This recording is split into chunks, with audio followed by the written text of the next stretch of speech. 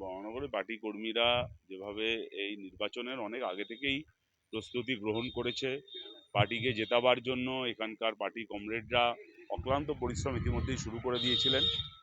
আজকে আনুষ্ঠানিকভাবে নাম ঘোষণা হলো। আমি কৃতজ্ঞ যে পার্টি আমাকে এই বরানগর সিটে লড়াই করবার সুযোগ করে দিয়েছে। বরানগরের সমস্ত কমরেডদের সঙ্গে কাঁধে কাঁধ মিলিয়ে এই সিট আমরা একত্রিতভাবে লড়াই করব এবং জিতবই এই সিট। আর এই বরানগরের সিট জ্যোতিবাবুর সিট, আমাদের অনেকদিন বাদে লাল ঝান্ডা কাস্তে হাতুড়ি তারা সেই জ্যোতিবাবুর সিট পুনরুদ্ধার করার সবাই মিলে আমরা সুযোগ পেয়েছি।